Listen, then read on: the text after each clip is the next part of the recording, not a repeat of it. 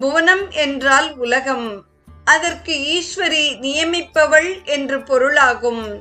தன்னால் படைக்கப்பட்ட உலகங்களில் தானே நிறைந்து அவைகளை காப்பாற்றுகிறாள்.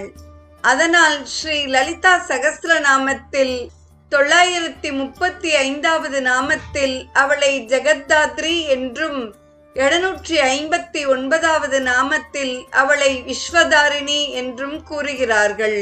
புவனேஸ்வரி ஆகாச தத்துவத்தையும் காளி கால தத்துவத்தையும் குறிக்கின்றனர். புவனேஸ்வரி ஆகாச தத்துவம்.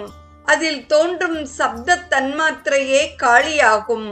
ஆகையால் காளி தேவியின் வீர தாண்டவத்திற்கு புவனேஸ்வரி மேடையாக இருக்கிறாள். இந்த புவனேஸ்வரியே நம் சரீரத்தில் இதயத்தில் இருக்கும் தகராகாசமாக விளங்குகிறாள். இந்த புவனேஸ்வரியை வேதங்கள் அதிதி என்றும் கஷ்யப முனிவரின் துணைவி என்றும் குறிக்கின்றன.